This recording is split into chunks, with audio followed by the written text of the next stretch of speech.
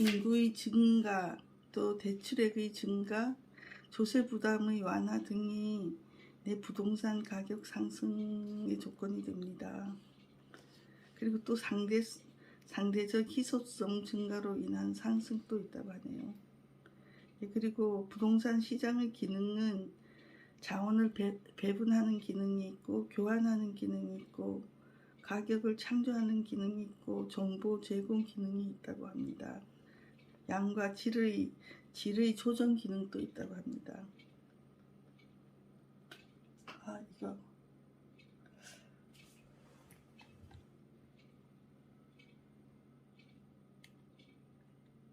올리고 제가 이걸 이렇게 해놨어요. 들으면서.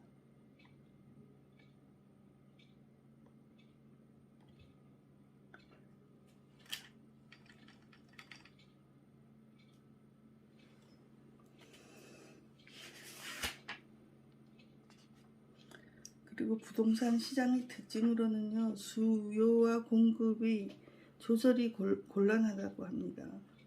그리고 시장이 국지화되어 있고 시장의 분화가 어렵다고 합니다. 분화가 되어 있다고 합니다.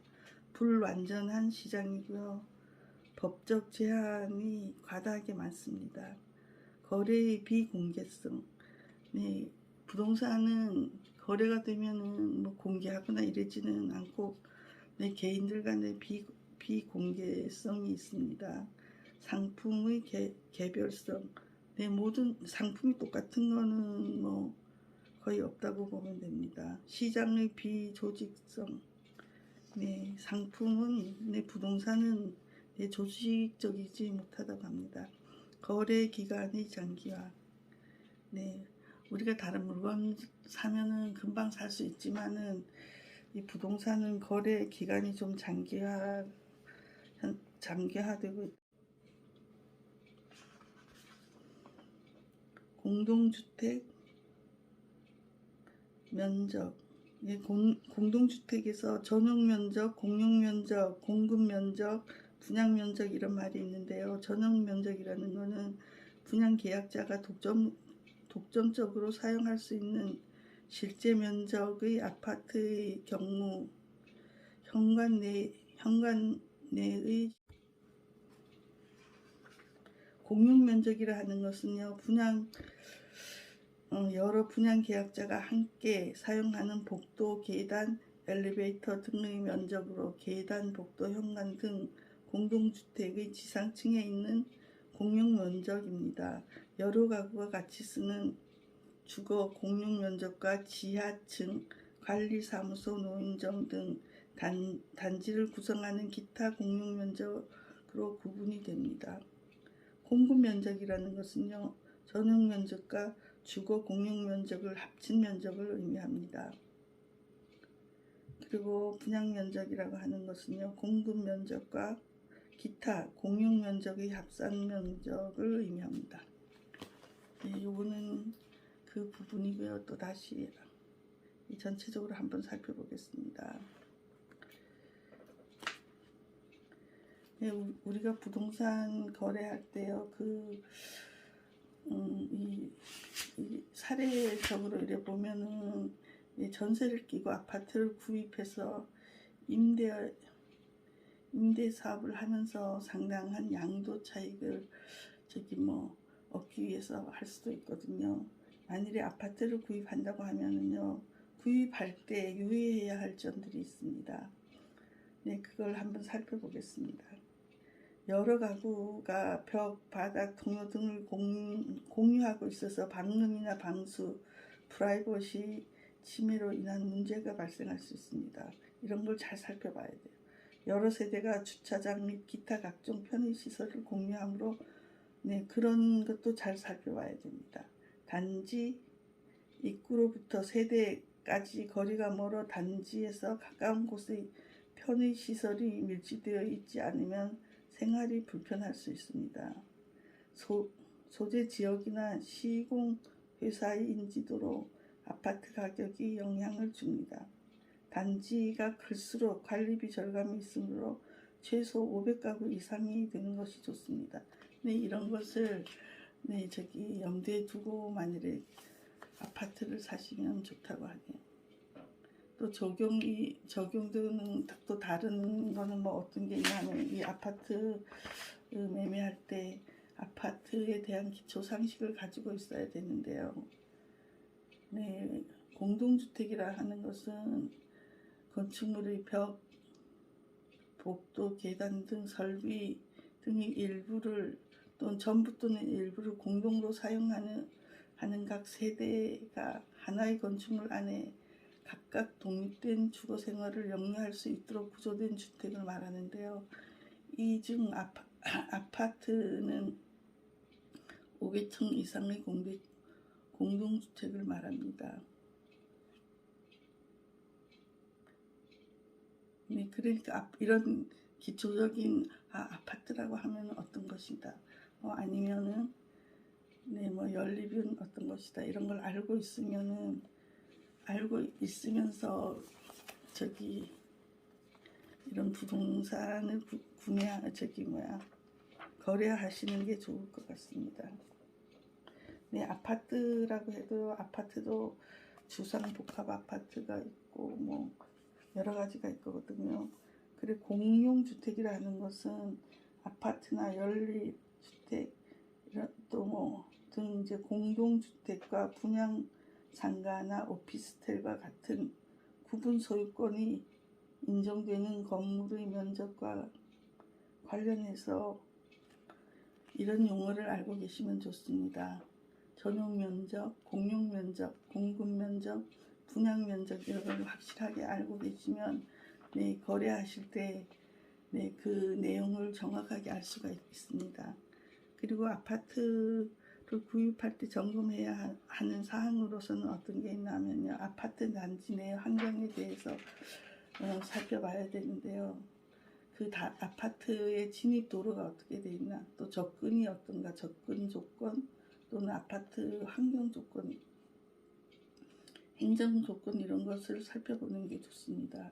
그리고 아파트 건물에 관한 사항으로서는 이건 시공 상태가 뭐 어떤가, 또 설계와 설비가 어떤가, 노후도는 어떤가, 공용시설은 어떤 게 있나, 세대수는 어떻고 구성비는 어떻게 되어 있나, 건물 용도, 관리체계 이런 것을 꼼꼼히 살펴보는 게 좋습니다. 그리고 개별 동호수에 관해서도 살펴볼 게 있는데요. 아파트 거래를 할 때 동호수에 대해서 뭐 층별 아니면 위치 이런 걸 살펴보는 게 좋고요. 소유 지분에 대해서도 보는 게 좋습니다. 물리적인 상태도 살펴보는 게 좋겠죠. 네, 통신망, 일조권, 현관, 거실, 창문,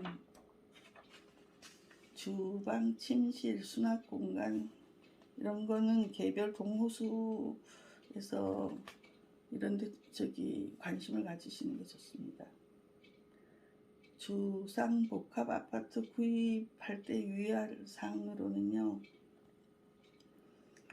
주상복합 아파트를 구입할 경우에는 그 특징을 감안하여 일반적인 아파트에 대한 유의사항 이외에도 건물 내에 독립적인 주거시설이 되어 있는가 또는 가능한 한 전용면적 비율이 높은 것을 선택해야 하고요. 주거시설 공간 내 각종 생활시설과 주차시설, 부대시설이 잘 갖추어진 곳을 선택해야 합니다. 아파트의 쾌적성을 좌우하는 중앙집중화, 습도, 청정 조절 시스템을 사전에 점검해야 됩니다. 역세권인가 뭐 이런 교통 조건도 선택하는 것이 좋습니다.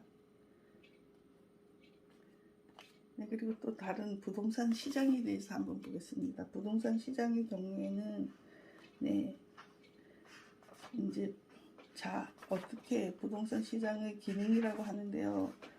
자원 배분 기능이 있고 교환 기능이 있고 정보 제공 기능이 있고 양과 질의 조절 기능이 있습니다. 부동산 시장의 특징으로는요. 수요와 공급의 조절이 곤란하다는 거고 시장이 뭐 서울이면 서울, 강릉이면 강릉 이렇게 네, 국지화되어 있다는 것입니다. 시장의 또 시장이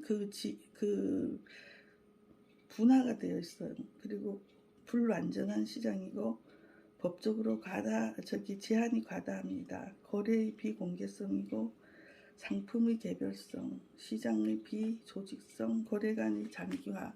이거 아까 한번 보셨죠? 네, 그겁니다. 부동산 가격이 상승하기 위한 조건으로는 유용성 증가로 인한 상승이 있고 유호 수요로 인한 상승이 있습니다. 그리고 상대적으로 희소성 증가로 인한 상승성이 있습니다. 눈에 보이지 않는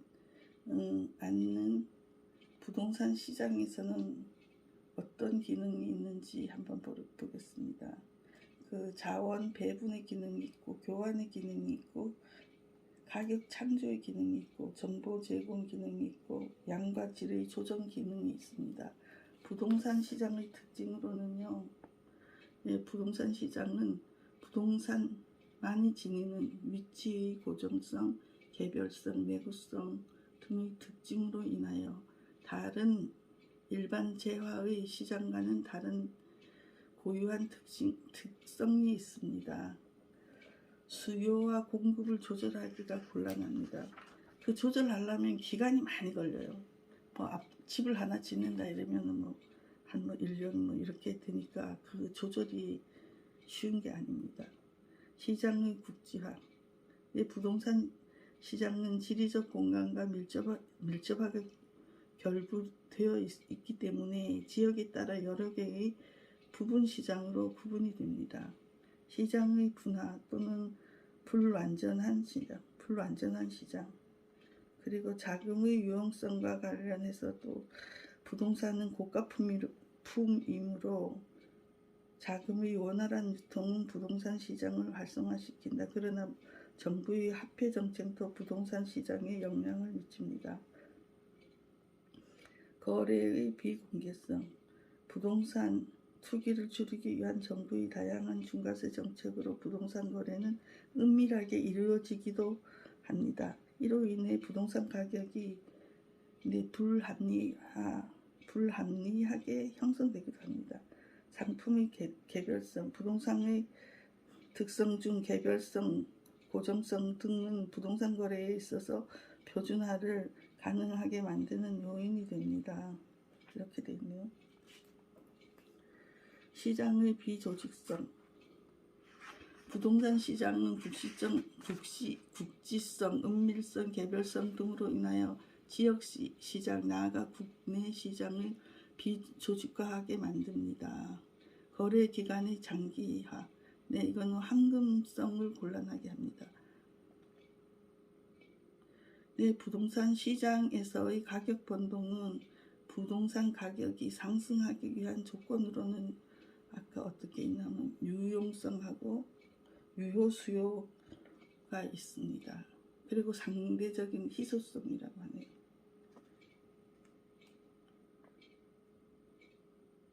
그 유용성이라 하는 것은 인간의 필요한 욕구를 만족시켜 줄 수 있는 재화의 능력을 말하고요. 유효 수요라 하는 것은 구매 의사와 구매 능력을 갖춘 수요를 의미합니다. 그리고 상대적 희소성이라 하는 것은 어떤 재화의 현재나 가까운 미래의 공급이 수요에 비해 상대적으로 충분하지 못한 상태를 의미합니다. 이럴 경우에는 다 가격이 상승한다고 합니다. 부동산 가격을 상승시키는 요인으로는 조금 전에 봤던 것도 있고요. 그리고 한번 발생한 가격은 가격 발생의 요인을 자극하는 각종 요인들로 인해 끊임없이 변동하게 되는데 이와 같은 가격을 변동시키는 요인을 이 부동산 학에서는요, 부동산 가격 형성 요인이라고 합니다. 부동산 가격 형성 요인은 모든 부동산에 공통적으로 적용되는 일반 요인과 개별 요인이 있습니다. 일반 요인에는 인구수나 공공시설, 거래 관행과 같은 사회적 요인과 소득이나 교통수단, 산업과 같은 경제적인 요인, 세금 제도나 토지 이용 규제, 거래 규제 등과 같은 행정적 요인을 포함합니다.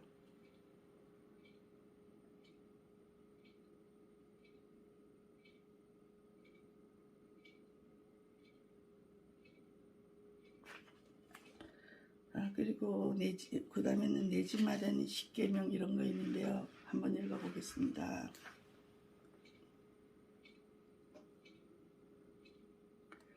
내 집 마련 10개명. 지금보다 정보가 이건 지금이 아니다. 자금보다 정보가 우선입니다. 다리 품을 팔아야 되고요.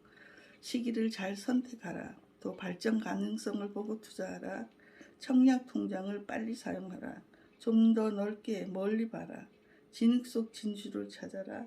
내 몸에 맞는 투자 계획을 세워라. 결정은 과감하게 하고 자금 조달은 치밀하게 해야 됩니다. 부동산에는 정가가 없다고 합니다. 그 다음에 주택 청약 10개명이라는 것도 있습니다. 네, 청약 부금이나 청약 저축은 매월 불입일에 납입금을 내지 않으면 불이익을 당할 수도 있습니다. 네, 청약 저축에 드시면 매월 같은 날짜에 내시는 게 좋다고 합니다. 네, 청약 예금을 가입 후 2년마다 큰 평수의 청약이 가능한 통장으로 변경할 수 있습니다. 이거는 제가 무슨 얘기인지 잘 모르겠네요. 청약 저축 가입자도 불입한 금액 내에서 청약 예금으로 전환할 수 있습니다. 지금은 청약 저축 하나로 된 것 같은데요. 이거는 오래전에 쓰여진 책인 것 같습니다. 청약 그래도 한번 읽어보겠습니다. 청약 부금 가입 후 2년이 지난 상황에서 85제곱미터 이하 청약 예치금을 낸 가입자는 85제곱미터 초과형으로 변경이 가능합니다.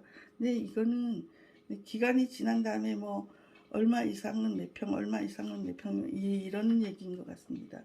통장 가입자가 사망 혹은 결혼했을 때 배우자 또는 세대원이 직계 비속으로 명의 변경할 수 있습니다. 단 2000년 3월 27일 이후 가입자는 사망한 경우에만 명의 변경이 가능합니다. 수도권 이외의 지역에서 청약 통장을 만든 사람이 수도권으로 이사하면 이 지역 주택을 제한 없이 청약할 수 있습니다. 이 지역 주택을 제한 없이 수도권 이외의 지역에서 청약 통장을 만든 사람이 수도권으로 이사하면 이 지역 주택을 제한 없이 청약할 수 있습니다. 이건 제가 무슨 말인지 모르겠네요. 청약 통장 가입자 중 아파트에 당첨됐지만 부적격자로 판명된 경우 당해 주택의 당첨을 취소되지만 해당 통장은 다시 사용할 수 있습니다. 임대주택에 당첨된 해당 청약저축을 해약하지 않고 계속 거래할 수 있다. 관련 예금에 해약했을 경우에는 해약일로부터 5년 안에 다시 부활해 활용할 수 있다고 합니다. 네, 임대주택에 들어가시는 분은 청약저축 통장을 해약하지 말고 그냥 가지고 있는 게 좋을 것 같아요. 해약을 했다면 5년 안에는 부활을 할 수 있다고 하네요. 청약 예금이나 청약 부금은 세금 우대로 가입할 수 있습니다. 단 모든 금융기관을 통해 1인 1통장이어야 합니다. 청약 통장 가입 금융기관에서 원금 합계 기준으로 200만 원까지 다른 예적금에 가입할 수 있습니다. 큰 평형을 누리는 경우에는 1년을 기다려야 한다. 작은 평으로 옮길 때는 수시로 청약할 수 있다. 단 이 경우 입주자 모집 공고일 전날까지 통장을 전환해야 한다. 네, 이거는 주택 청약 10개명 이거는 네, 저기 주택 청약 통장을 가지고 계시면 공부를 해서 확실하게 알고 계시는 게 좋을 것 같습니다. 저는 여기까지 하겠습니다. 감사합니다. 감사합니다.